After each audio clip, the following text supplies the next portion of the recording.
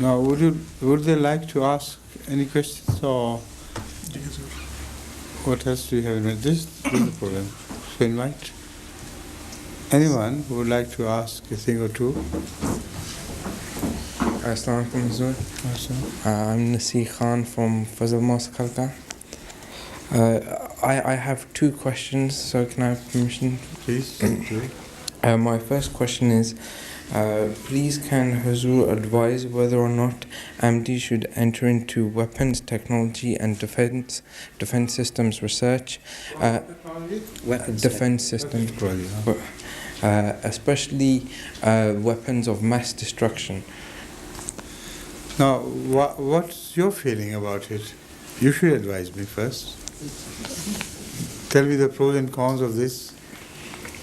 On the one side, I see that it being a duty of a khadim to serve one's nation, but the dilemma is that is not clear whether that nation will behave morally and responsibly with the technology they have, and so I'm unclear whether to enter into this field or not.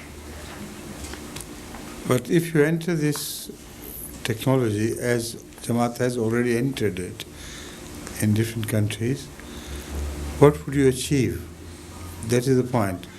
One thing which I have noticed is of advantage to us is if non-Ahmadis enter this field and propagate against Ahmadiyyat, we can effectively counter them by the similar measures, and people have both the allegations and the answers available.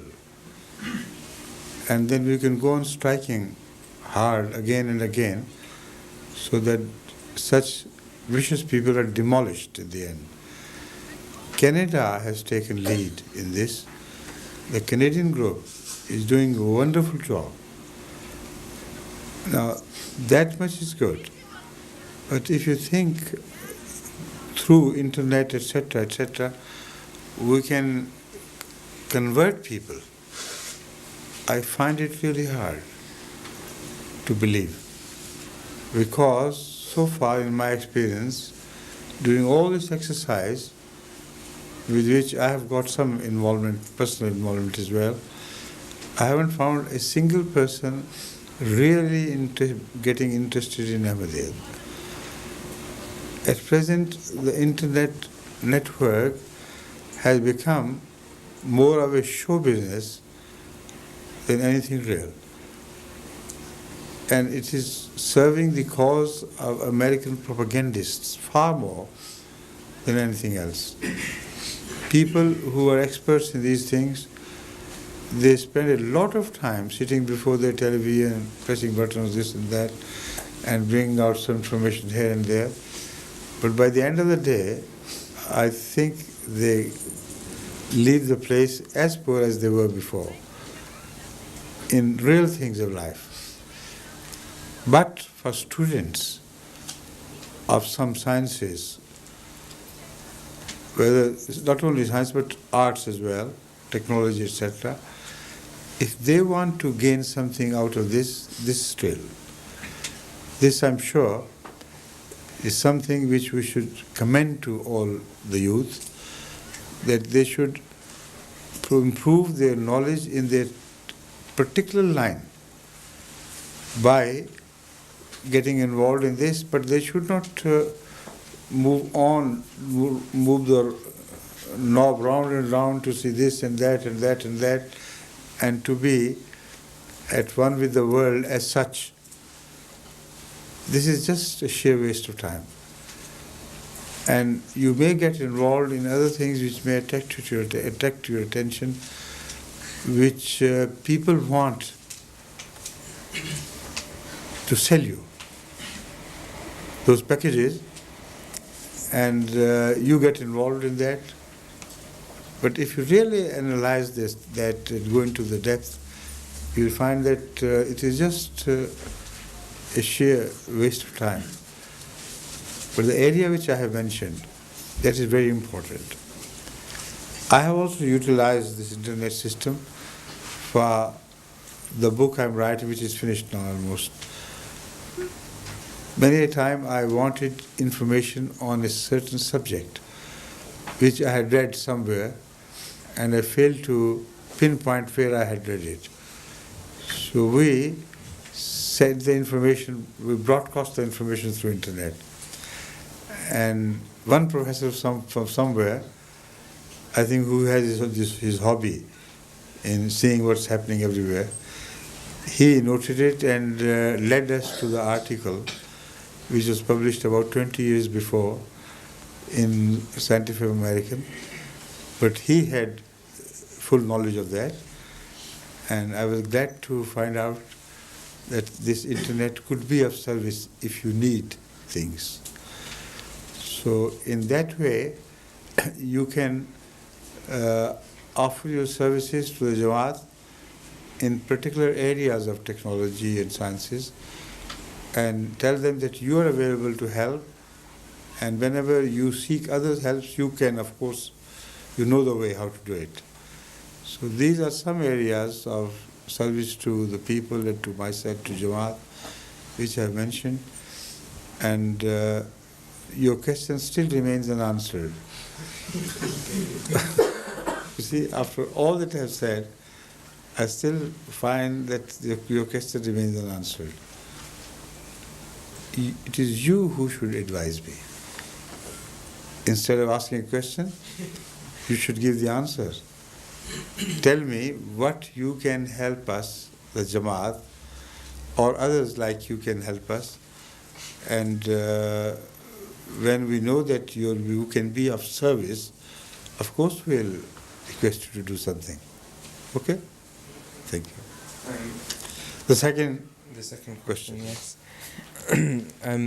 A certain type of solar flare can knock out a vast amount of technology on the Earth, which now people are becoming more and more reliable on. Could Hazur please advise whether this is likely to happen? And explain this. I have read this before, but I wanted to understand from somebody who knows the subject well. Please. There would be a large solar flare, and these type of solar flares occur in cycles every 7 to 10 years. The Earth is continually bombarded by particles and yes. radiation. But what would happen to your technology? That's what I am interested to find out. If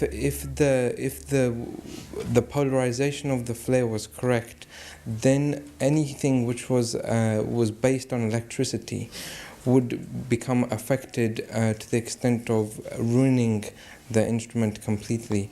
So from power stations to television broadcasts and how deep this flare can influence under the Earth? I'm not sure how far it can go underneath the Earth, but the areas affected most would be the northern hemisphere, because this is where the weak and has it anything to do with the hole? Yes, with the hole in the magnetic field. Yes, I know.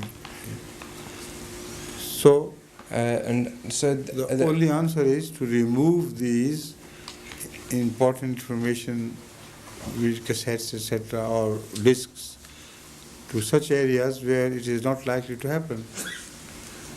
Or, as I suggested, I understand that underneath the Earth, to a certain depth, these radiations or extra activity of ions and things do not influence that area underneath the Earth. So this information record should be removed to such places under the Earth. The thing that was concerning me was that because of MTA also relies on satellite broadcast, it is thought that all of the satellites around the Earth would become useless. All the satellites would become useless? Yes, all the communication satellites. System. So all the communication system would become. For how long? I think it would need a complete relaunch of the satellites. No, it cannot be completely launched. I mean, the material of which they are made, that would not be influenced. The dishes will not be influenced. The hardware will not be influenced. But the programming and the sending of a program up to the satellite and down from the satellite, only that much I think can be influenced. Don't you think so? Anybody else who can comment on this? No. So please go on. Okay, Jazakallah. No. Tell me whether I'm right or wrong. I believe that this solar activity outbursts, cannot influence the hardware at all. All that it can influence is the information preserved in some disks or the flow of information through satellites. But that cannot be done permanently. I think it depends on the strength of the wind, and it may burn out circuits in the hardware itself. So it may. That is what I doubt. You better read again. To my knowledge, no permanent damage can be done by the extra activity of the outbursts of the sun rays, etc. They can only damage what's going on in the area of transfer of information. There they can influence. They can also influence the preserved information in disks, floppy disks or whatever you call them. Whatever information is preserved, that can be influenced. But for instance, disk can be wiped out of all information, or short-circuiting of information can occur with the result that nothing meaningful is preserved. That is true. But what you say that all the system of transfer of information through satellites will have to be built anew, I don't agree with that, I think. Please. A satellite is just like it has computers on board which do have these disks that you're talking about. And what can happen is that if this phenomenon that he's talking about does wipe those disks, a satellite is like a router. It just takes information from here and routes it to different points. I know that computer component of the satellite will have to be replaced by a new one. By a new one. That's right. Yeah. So this means that I agree. But the satellite will remain in effect. Oh, it will remain in orbit, but it would be useless. This is what he's saying. Yes. This would so the problems associated with such repairs would be now, vast. when it happens, what can we do about it? Can we? We can do nothing. So a waste of time over something we can't help anyway. The knock-on effect is thought to be effects on the economy, and people are speculating that only Jamaat's economy or the economy as such? The economies of the countries and security. Can you help in any way? I think that if such an event were to occur, then the Jamaat would be the only organisation equipped to cope with the social problems that would arise from such an event. Because it is thought that law and order would break down more, as criminals would be able to enter shops without them, with security systems. That's good news, yeah? Okay. Please. No, yes. Just to comment on what was said earlier. I invited you to comment myself and you kept quiet. Eh? Now, thank God you have come forward. Nasir Riyad. Just to comment on what was said earlier, most companies in the IT industry or whatever industry have power surges and equipment which are put in to handle such bursts of power. Also, in the satellite industry, if the hard disks did get wiped out, I'm sure there is backup procedures which allow them to be reloaded from the ground so that they wouldn't have to be brought down again or another satellite taken up. But that is what you think. That is indeed what I think. I'm taking But the experience. What people have written on this, the scientists, is more serious than what you think it is. Yeah. I agree with him that the danger is real and more profound than what you think. It will spread damage all around so much that most of the satellites will become ineffective. That's right, sir. But the true answer lies in the fact that most of the satellite systems should be removed further south. Nearer the equator, safer they become, or further south. Because this phenomenon is affecting the northern hemisphere right towards the north. More you move towards the north, more you will be influenced by this phenomenon. So that is what we should do, and that is, I think, which I have already said to Sayyid Nasir Shah Sahib, that we should try to find other satellites as well from where our program can be lifted from further south. Yes. So they can be transferred to these satellites from there, and there is more likelihood of our system not breaking down. Thank you.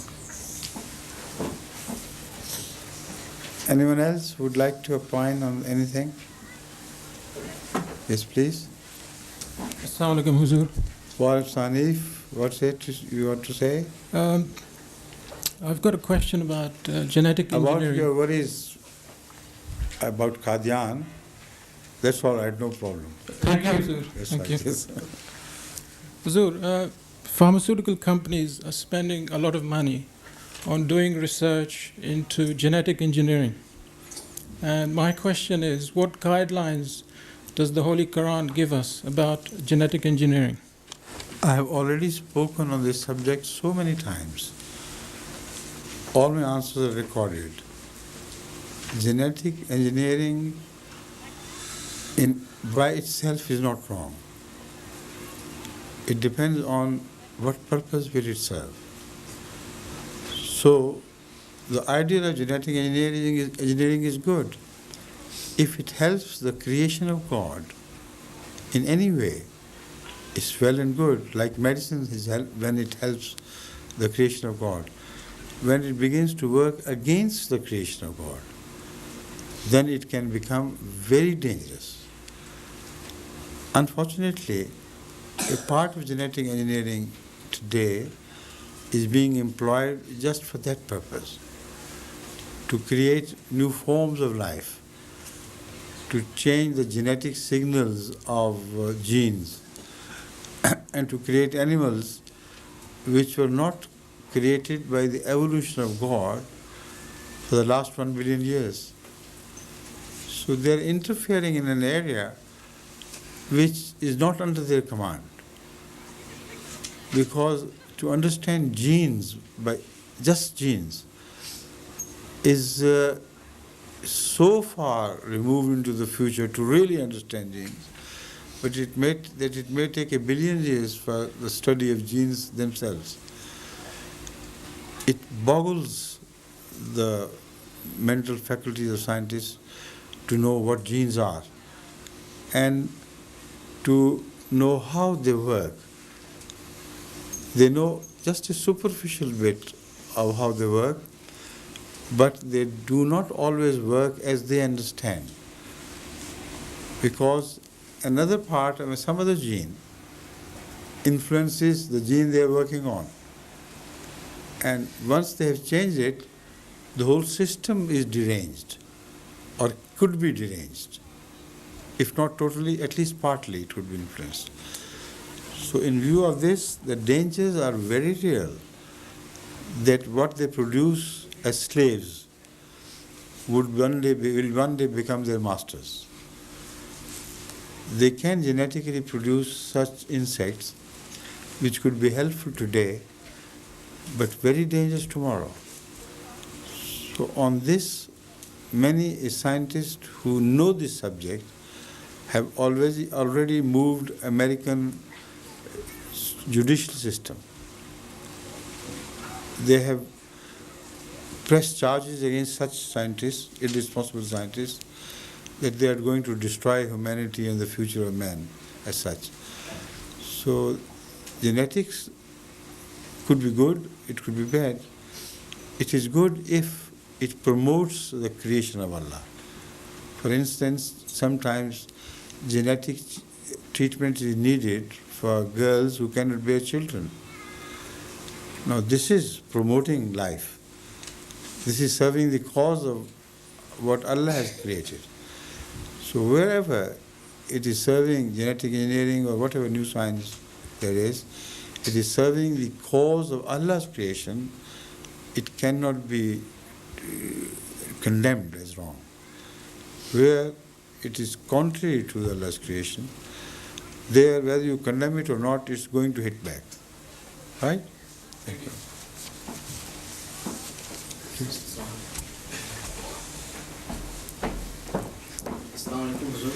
Wa alaikum assalam wa rahmatullah. Huzur, my first question was actually answered by Huzur in the first question to Nasir Khan's. Thank you. Jazakumullah. I have another question. It's not directly related to IT, but if Huzur permits, I can put this. Well, it depends. First you ask your question, then we will decide. Huzur, in IT industry, we are always faced with people who are atheist, and who are atheist, right, do not believe in God. And as an MD, we are always, by the grace of God, trying to make them understand.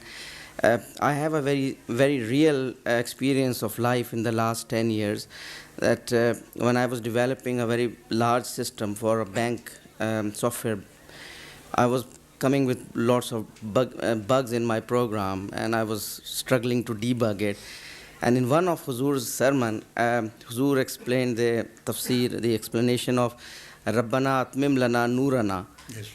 And I somehow understood that this could help me in finding out my problem, the bugs in my program. And by the grace of God, I have always found it 100% of time that whenever I got stuck, I said this prayer, and very shortly I found the bug. Huzur, my question is, I tried to say to my friends who are English people and other, and they say it's all psychological. Now, but if you can treat bugs psychologically, why not?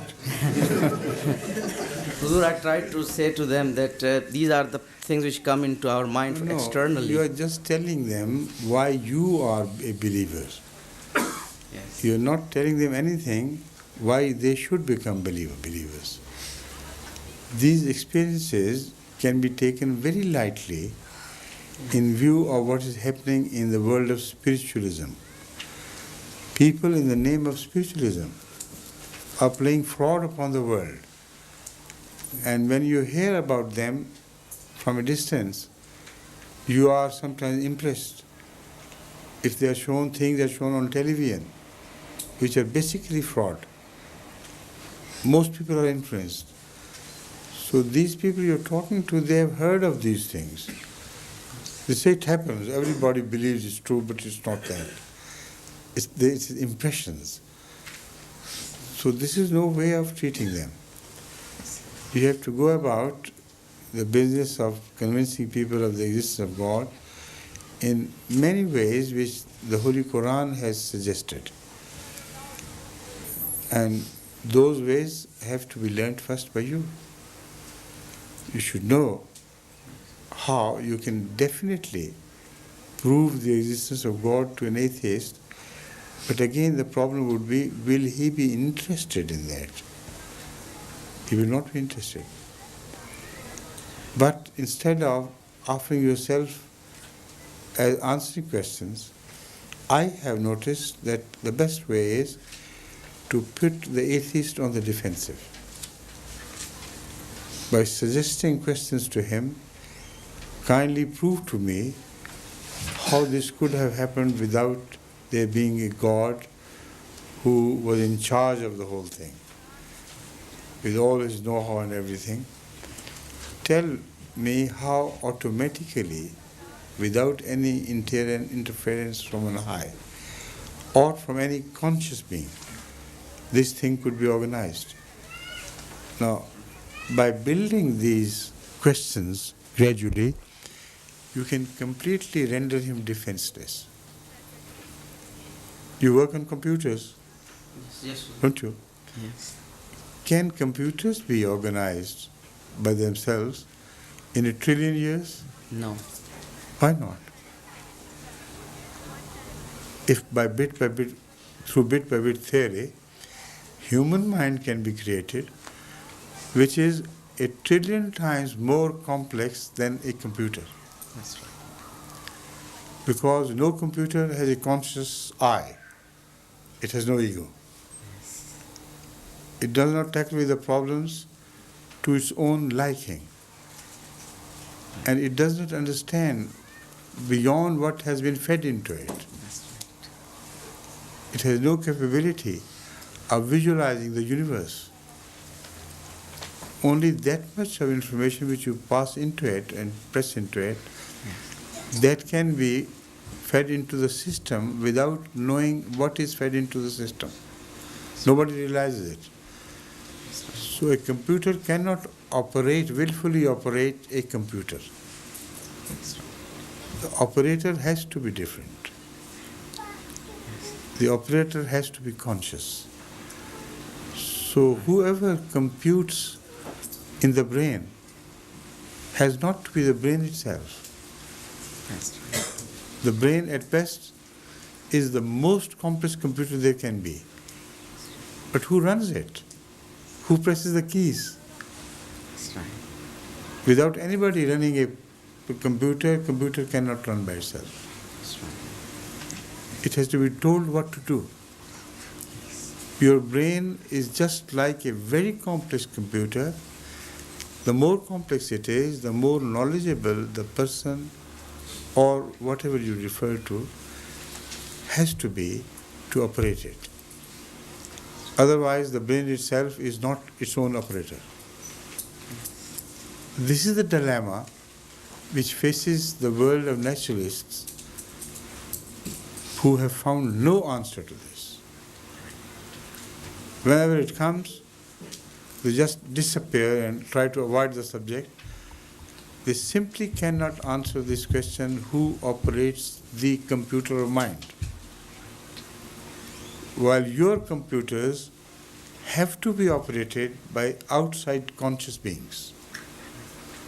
So, if they are intelligent people, if they know modern sciences, you should cope with them through the same means which are at their disposal. And you bother them with these questions. Let them find an answer. Right. So they cannot disprove the existence of God. It's impossible. When the existence of God cannot be disproved, then he has to be there. Right. You know, Yes. such arguments can be developed further in so many ways. The book which I have been referring to repeatedly Right. is now ready with the grace of Allah, and the last little bit is being finalized. Right. But that's not time consuming. In a day or two this will be finished. Sure. We have worked on it, and it does take up all these issues. So wait for its publication and read it thoroughly, at least in the areas which you can understand, Right. and you will be amazed to find the answers to these problems of how to deal with atheists. There are atheists of different types. Right. There are philosopher atheists, there are economist atheists, there are political minded atheists, and all have to be answered in the areas in which they are interested. Khalil? Are you Khalil or Khalil's brother? Huh? Come on. Bring your children and let them meet me. I'm seeing them after a long time. Assalamu alaikum. How are you? Good. Assalamu alaikum. Assalamu alaikum. Please. Yes? Good. Any other questions? Yes. Assalamu alaikum, Hazur. Wa alaikum assalam. My name is Masood Ahmed Bhatti. I'm Yes. working for Rakel in Reading. MashaAllah. And my question is, right, between us here we have a wide range of IT skills, as you know. And can you offer us suggestions as how we, as a team or individually, offer our services to the Jamaat in terms of large projects for the future? It is for you to suggest, not for me. You know how much time you have available, how you can serve the cause of Jamaat in certain areas. You better write to me, get together, put your heads down, and let me know our package plan, which would suggest to me that if we employ your services, with the grace of Allah, so many problems of the Jamaat can be solved, and the Jamaat can put itself across better to the rest of the world. That is the purpose. And then you can advise, okay? Yeah. Right? Okay. One of the objectives of forming this committee is to get people's help and get the Jamaat's projects. But they should tell us. It should start from them. Just I cannot impose anything on anybody. They know their subject, they know the Jamaat very well, they know our problems. Once they prepare the suggestion in writing as a package deal, I can go through that and then suggest to them afterwards to improve the quality of the work in this area or that area, or employ their services in a better way, as I may suggest. But just without anything, just on a clean sheet of paper, I can't write them instructions. Right? Yeah. Please. Assalamu alaikum, Hazur. My question is that in the last 30 or 40 years, we've seen a tremendous advance in technology and especially computing. I just would like to ask your opinion on whether you think there's been a corresponding decline in morality with the advancement of technology. Corresponding. It is an unrelated issue altogether. Decline in morality is universal in every area of human occupation. Morality is a word of the past. It doesn't exist anymore. There are moral people who are individually moral only in the sense that they are not made to become vicious. Their nature is different. Some people are benign temperamentally. Some people have been raised by their parents in a manner that very kind to others. Yet, when it comes to their subject, if they become political leaders, they all turn immoral. When they become traders, when they deal with the third world countries in trade, representing their countries, none of them would project his own moral personality into the profession that he occupies. So, in this way, when I say morality has become universal, I mean it. Moral people are those who by nature cannot be immoral for their personal requirements and personal dealings with others. They're made like this. Like sheep cannot kill lions or other animals. They're made like this. But the sheep is not moral because it is in her nature to be like that. Similarly, humans are also divided into different categories. Some resemble vicious lions, some resemble gentle lions, some like sheepish in their character, some dove-like in their character, and the same terminology is used to indicate what sort of people they are. They're hawks and doves, you know? And they say he's hawkish, he's dove-like. And they have no moral rules, moral codes to govern that. It just happens. But when it comes to decision making, when they are involved in decision making for the nation, for the profession they follow, then you will realize that the doves can be hawks as well. Then they behave absolutely immorally. So don't be misled by the presence of morality in some people. That's an individual trait. When reflected into the affairs of their nations, etc., it does not remain loyal to them. Morality is just deserted at that time. Right?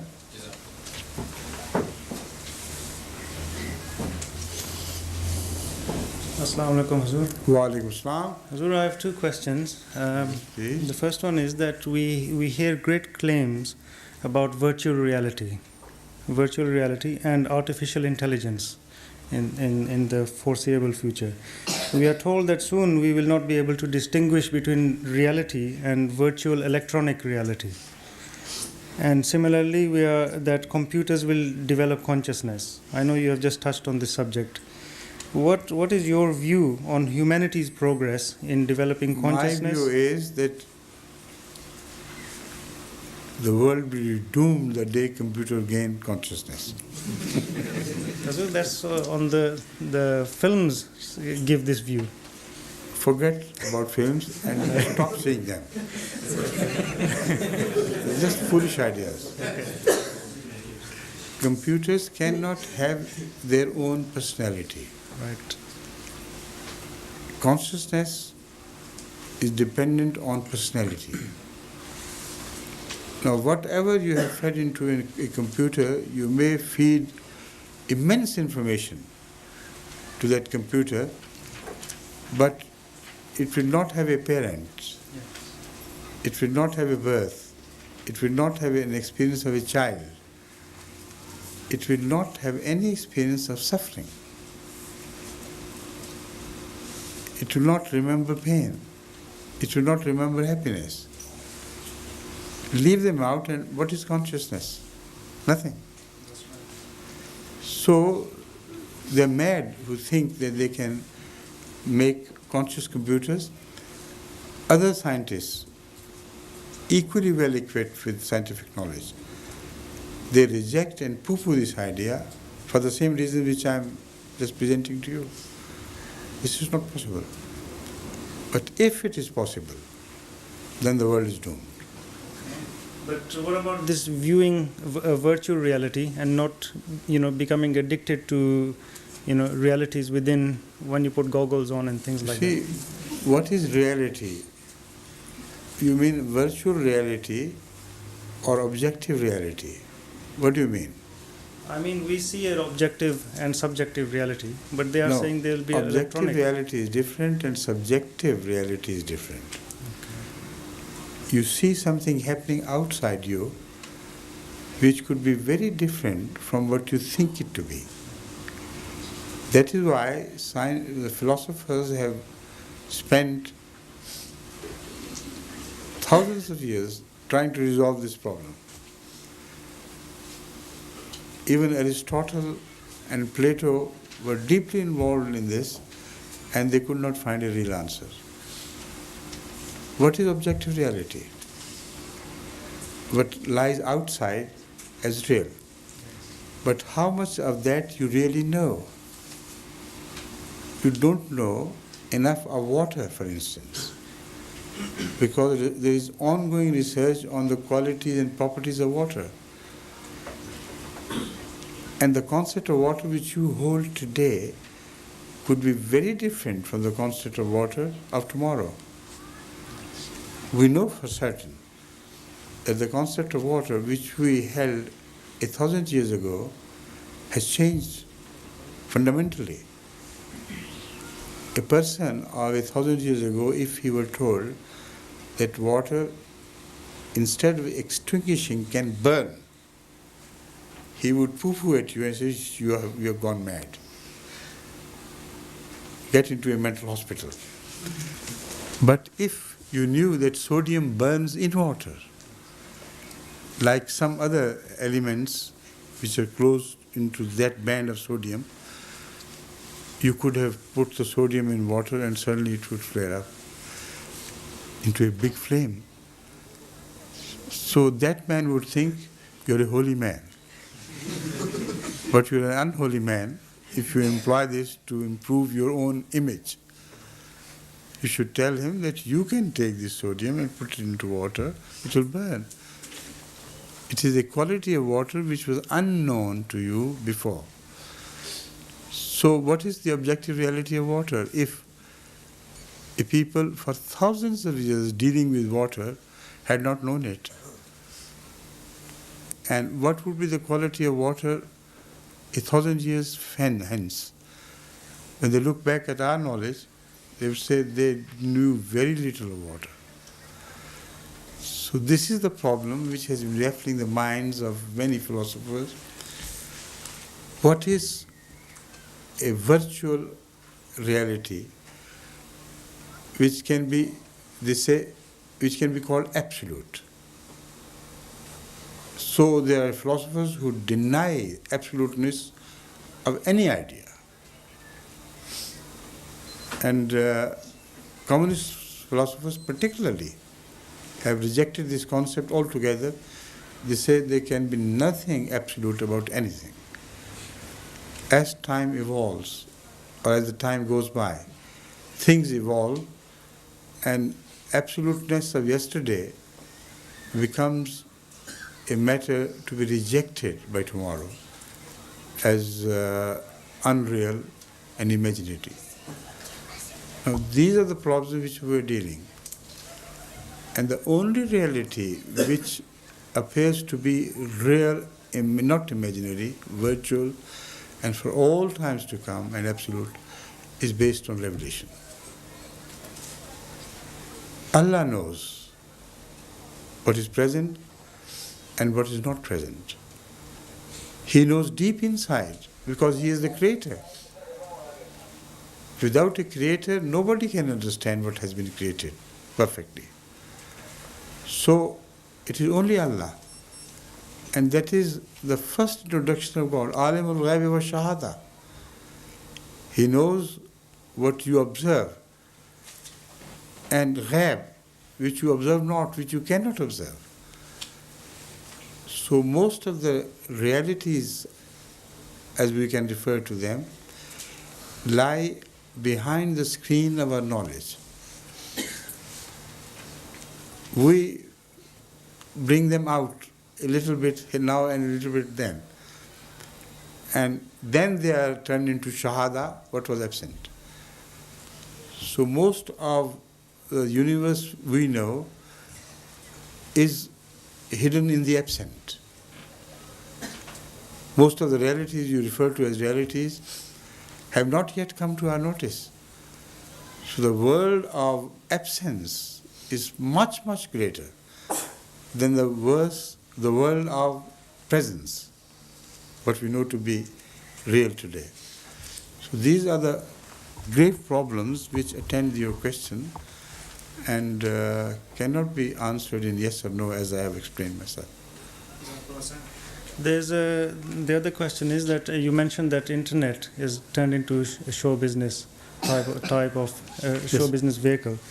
Now, I mean, I'm not a homeopath or very knowledgeable in that, but what is the viability? You are not a homeopath or very knowledgeable, which means that you are somewhat of a homeopath. So some of the medicines haven't even worked on me. So you are a homeopathic patient. Not a homeopathic doctor. Yes, Right. still a patient. What is the viability to teach homeopathy through the internet? And if it can't be done, can it be done in the foreseeable? It all depends on your reading the book, which again I'm practically rewriting because of what's happened unfortunately with that book. I've mentioned it in my khutbahs. The book which was presented in my name was such that every page made me perspire with shame. Could I have written it? The people who did it, they created the impression that they were very knowledgeable people. They knew everything and noted everything, and they can write well. So I acted in innocence on the given information. I said, go ahead and produce. The scientific treatment of many areas of knowledge in that book is so wrong, it's so absurd, it's so contrary to the realities of science, that anybody who knows science, who reads that book, he would say what sort of man he is. So that is why I had to rewrite it. I rewrote it during my American tour and Canadian tour, and then again I rewrote it after it was presented to me, because many things which I missed here and there or could not be read correctly by the scribes, that had to be recorrected. And it's the third version now which is being prepared. And whatever time I find available, I also devote for that book, which will be already I have finally cleared everything, and I think now it has become presentable, though it may not be perfect. I have already covered 250 pages out of 700 of the last reading. So within last 2-3 months, I have rewritten 2 times before, and now it's the 3rd time. So when it is completed, only then I think, and I hope it could be put into internet if necessary. And the question is, what benefit we shall draw from this? What benefit will the world draw from it? Are there enough homeopaths hooked on to internet who will draw their benefit from this? If not, then what's the use? You can only feed information through internet.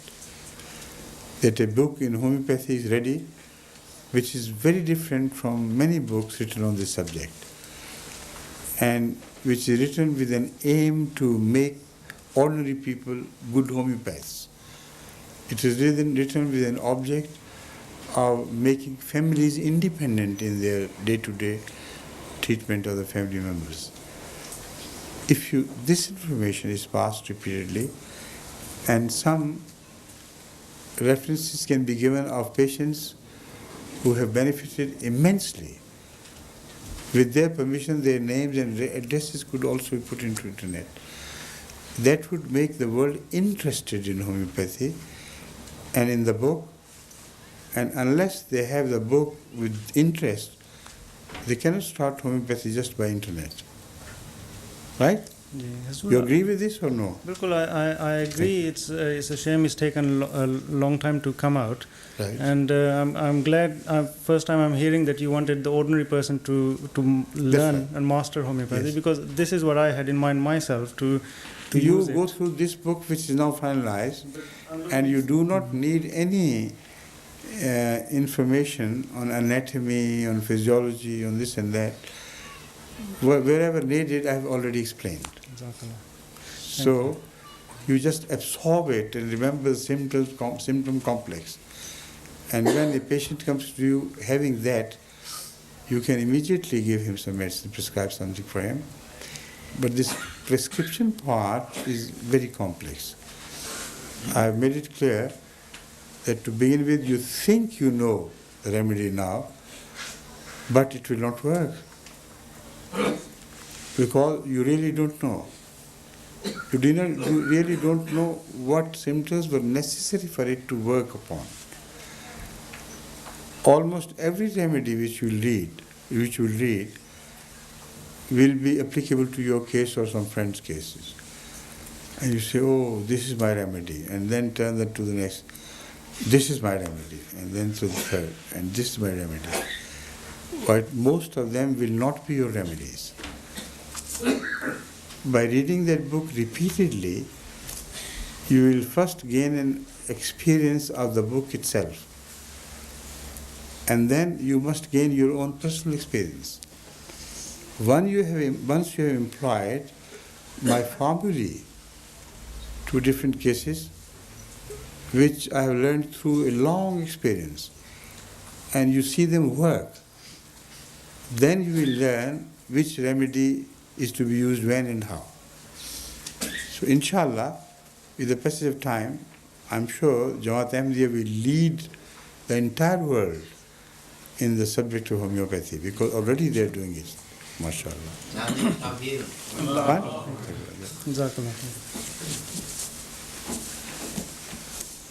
Yes, please.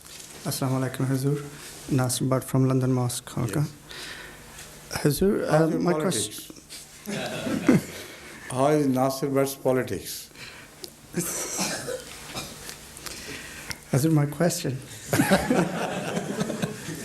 You want me to care for your question while you do not care for my question.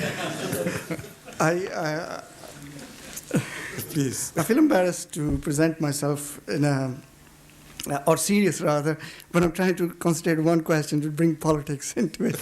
Because people normally confuse the two things. Lightly said. Yes, I know. I didn't do it seriously. I know Hazur always lightly remarks that. I would not like to expose your politics. I always enjoy Hazur's remarks on politics. Yes. Now, what's your question? Hazur, my question is that Canada and America, over the years, in the recent years, have spontaneously brought themselves up to a stage where they've mastered technology for Jamaat's purposes in terms of organizational communication and other benefits of the Jamaat outside the organizational. And we in UK are now planning to sow seed in order to come up with technology for the users of Jamaat, both organizationally and other purposes. The two purposes, which one purpose was already mentioned, that as far as the Tabligh is concerned, internet is not that effective in providing results. The two other purposes are very important. One is the organizational communication within the country and across the world for the Jamaat. And the other, of course, is the lobbying that we can do with the electronic means in defending Islam, defending attacks on the Jamaat. That I have already observed, yes. And defending Jamaat, defending Islam, defending the Quran. That's true, that we must do. Yes. My question was coming up that it will take a long time if individual countries of the Jamaats start spontaneously realizing and putting things into plan. And my question was coming, does Hazur has a plan at America's level to actually speed up and we have a plan, we have a cell, we have ulama involved in this, and we are in touch with American group of technologists, computer technologists, etc. And we are in touch with Canadian groups. We are in touch with Rabwa group, which has quite a few highly educated people among them, and we're doing whatever we can to defend the cause of Islam and the cause of Jamaat, etc., through internet. So it is not enough for the technical know-how to suffice. You must have religious know-how. And what we have organized is that we have appointed certain ulama to be in constant touch with some computer specialists. Whenever a question comes for answering, then the ulama should help them and serve their cause. and tell them this is written in that literature and that literature. You first educate yourself. And once you have done, then you will be able to answer. So in this way, we can also improve the quality of Ahmadi youth's knowledge. Previously, they had no idea of things which now they have gained after offering their services to the Jamaat for defending Ahmadiyyat in Quran, etc., etc. So the idea is good and idea is already put into practice. You are invited here to be informed that it is going on. Why do you stay out? Just offer yourself and be involved. That is the only idea of this meeting. Otherwise, the work is going on. Right? Thank you. Everybody has been asking me permission for coming to the microphone, but you have asked his permission. Why? Why this? What's this mystery? Actually, Huzur, there was a fixed order of people coming in, and Walid had that, so I turned to him to see if it was my go. You know, I was thinking of him. It's the first time I have noticed his presence. Sitting so far away and, smugly sitting on the chair in the corner. Eh? He should have made his presence known to me right from the beginning. So I invited him. Otherwise, I might have invited you because you have organized. Huh? Just a question and answer session. Yes. The rest is a huge... Okay. Please. Assalamu alaikum, Hazur. My name is Nadeem Malik. Hazur, I have a question on this book you've written on Adle Hisane, the Ties of Qurba. I'm trying to go through it in detail, but unfortunately I've only been able to go through a few pages because there's some basic detail which I think I'm missing. I wonder if Hazur could explain how the principle... Tell me what is missing from where? In my understanding, I think. Because... but, I tried to improve some flaws which were brought to my notice, or which I myself noticed in the second reading after the first book was published. And with the help of the group which is helping me, particularly Salia Safi Sahiba, I think we have gone through it again, and it has become more understandable, more easily understandable. So have you had that version or previous one? I don't know which. I've got the purple one. I don't know whether it's purple or blue. The purple book. But you find out from the private secretary of Salia Safi Sahiba whether the purple one is the previous version or the new version. Okay. And if it is new version, if still you find areas of ambiguity, then you should pinpoint them, highlight them, and let me know. Okay. Right? So, I've got another question, if that's okay. Please. On a number of occasions, Hazur has mentioned in conversation which you presumably had with Professor Abdul Salam, that Hazur does not believe that the speed of light is necessarily the maximum possible in nature. I wonder if Hazur could explain why, and as a kind of corollary to this... you see, first thing, it's very important for you to notice that matter cannot travel faster than the speed of light. But any information which is not matter can travel at any speed, particularly if the conscious being is both in the beginning and at the end of the area in which the information is passing through. That is God. So there is no need for God to wait for information to reach him from anywhere, because it will not ride any substance. It will be a piece of information which will lie beyond the existence of electricity itself.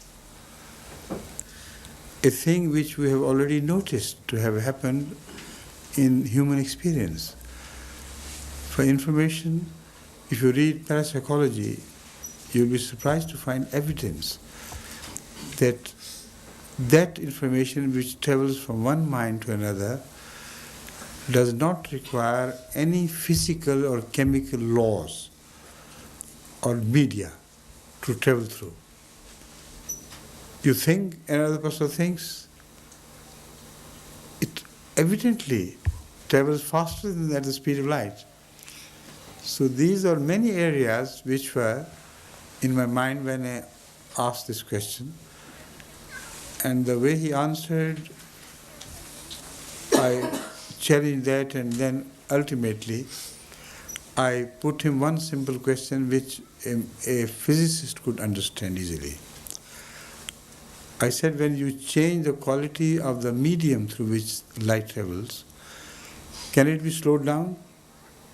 Can it be enhanced? He said, yes. I said, suppose there is a medium of which you have no knowledge, which is different from the known medium. Can light travel faster in that medium? He said, yes. And this I have written in my article on him, which was read in Trieste recently. And not a single scientist has objected against this. Not one. One after others, they came forward and fully endorsed the ideas which I had accumulated in that article, the things which passed between me and Dr. Salam and so on. None of them objected. So when I say that, I don't say that as a layman of religious beliefs only. When I mention a scientific phenomenon in relation to religion, I do not do it until I have read the scientific area myself and fully understood it. Otherwise, if I speak of the Quran and the Islamic teachings and use scientific areas to prove that the Quran is right and the scientific understanding is wrong, what use will it be if any scientist can stand up and challenge me that you didn't understand what the phenomenon was? This is what I do not want to happen, and this is what I did during my discourse with Dr. Abdul Salam. If you read that article, then I think your queries will be answered. You mentioned Trieste. I had the privilege of being at that meeting on that day. So I actually, your message was the highlight of the day. That's right. Thank you very much. Thank you. And in passing, since I was there, I'd just like to mention that the Professor Hoodboy, he made a very powerful speech in defense of Professor Salam. That's he right, mentioned I remember. all the hypocrisy in Pakistan and that why Abdul Salam's name has not been mentioned in Pakistan. It's good that we have people like this still in Pakistan. Of course, there are good people like that. But to what purpose? They would condemn a government or a policy of the country itself. But how far their voice should be carried? How can we influence the world by their negative opinion of Pakistan? Forget about these things. We should highlight the services of Dr. Abdul Salam in those areas where other scientists were never involved. In the area of humanity, in service to man at large. This is something where he was unique. You can never quote a single scientist whose services were not utilized only by his country but by the whole world as human services. Not scientific services, human services. It is there that he outshone every other. And that thing I have already explained in that article which I wrote. If you better get hold of it. I think we have a copy of it here in the Prime Secretary's office. Thank you. Right.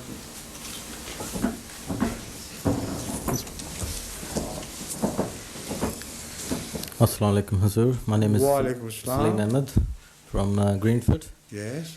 I work in IT quite a lot, and at the moment I'm doing consultancy role at Burger King. My question is about video conferencing. I think the Jamaat can benefit quite considerably from video conferencing. Video We have conference. already done it. Have you?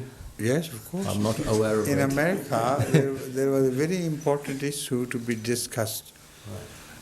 And entire American Jamaat was involved in this video conference.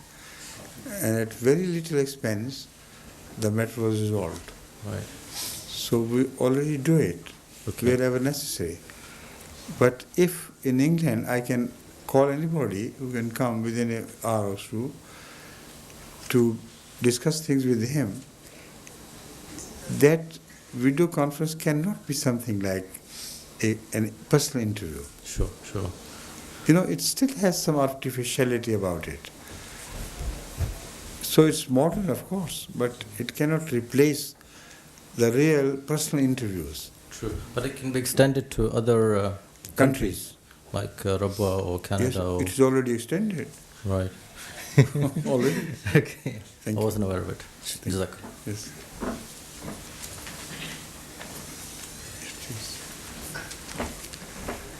Assalamu alaikum. You have been very clever. You have not placed any clock here anywhere. Sorry. So they don't know. Yes. Assalamu alaikum. Wa Salam. Zahir Khan. Actually, Hazur, you probably answered my questions. Please come forward every time. Actually, Hazur, you probably answered my questions in that my question to you was going to be, what do you believe the vision to be as far as Ahmadiyyat is concerned for the next 5 years as far as IT is concerned? And I think what you are saying is that you're looking to us to provide some input to that. Right. But if you do have a vision for the next 5 years, I would most appreciate it if you could is a enlighten. universal vision, global vision. That's right. To convert the whole world to Ahmadiyyat.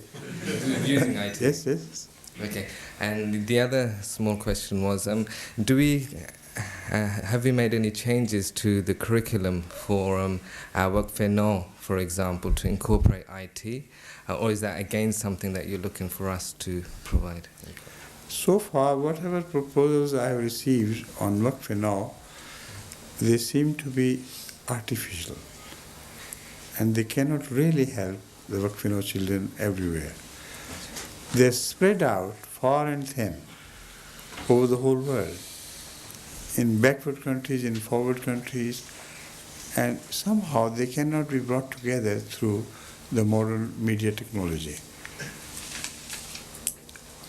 And they have different times available to them.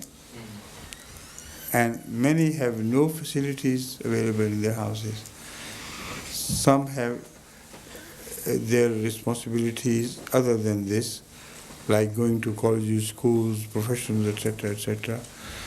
And to coordinate all this into one global system is not possible. See? So we are taking other measures country-wise, but not globally. Thank you.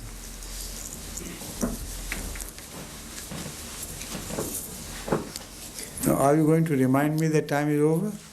No. I'd like to ask a second question tonight. Okay. Okay. Which has nothing to do with the IT sciences. It's purely spiritual. Yes. One does istikhara for a task such as buying a house or marriage. But I think your marriage has been successful, hasn't it? No, I'm not married yet.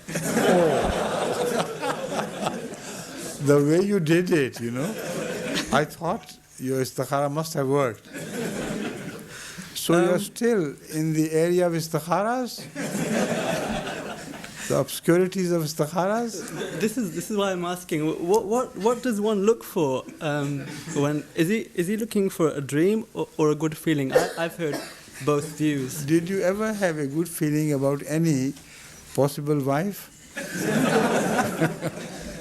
Tell me. Any prospective wife? Yes. Did you? So go ahead and marry her. Don't bother about dreams. You see, let me tell you one thing. इनकी है? Private secretary. अच्छा, उनको अब पता लगा खत्म हो गया. I think he's waiting for something else there in the office. Now, I tell you one thing. About istikharas, I hold very different views from those which are in circulation all over the world of Ahmadiyyat. This sort of istikhara, which is carried out by many families everywhere, particularly those who belong originally to Pakistan or India or Bangladesh, is not the istikhara which was ever held at the time of Muhammad Rasulullah and his companions. You never come across any authentic hadith that Rasulullah advised people to decide about their marriages after istikhara. He never did so. His only advice is itself istikhara. Whenever you search for a wife or a husband, you first look for his spiritual and religious qualities. If he's good, then consider his being appropriate to you socially and family-wise. If the family is completely different in a manner that their habits begin to jar the sensibilities of other person belonging to another family, even that can be enough to break that marriage. So Hazrat Sallallahu Alaihi Wasallam has two very important things. Don't go after the names of the families, big families or small families, Mughals or Sayyids or Pathans, don't bother about them. Just look at the family's own traditions. There can be families from Julahas, families from Marasis, families from Pathan, Sayyids, etc., who can hold in good traditions in their families. And the whole family is made like that. So if your family is similar in habits to those, whatever their caste be, whatever their country be, you should feel safe in marrying among them, provided that they are religious minded, provided that they give preference to their faith over all worldly things. This is istikhara. Yet, in addition to that, if you pray to Allah that as far as my investigation goes, I have covered all areas of the admonishment of Hazrat Muhammad Rasulullah. And I personally feel this is good for me. But if it is not good, then do something to prevent me from marrying there, or turn away the heart of the person against me, and so on and so forth. And when you pray after making the full investigation, then you may be shown a dream, then you may be psychologically become more inclined in marrying the person. You may feel happier in marrying a certain person. So this is the result of that istikhara at the end of the investigation. But istikhara itself is not reliable without these investigations. It is certainly not reliable, because I have proved it to many families who depended on their istikharas, that you ask for istikhara to this man and that man and that man and send me the reports. I put on my table their reports. Half of them said, bad proposal, never go near it. The other said, it is blessed by Allah, go ahead and do it. How could God lead them to this? It's impossible. Impossible. But the way I have said, you will never find contradiction in that. Right? Thank you so much. That was very enlightening. But now, is that enough? We call it a day today? Now? Thank you very much. Thank you. Assalamu alaikum. Yes, you should hold similar sessions. Very Inshallah. interesting and very, I think, enlightening for everybody.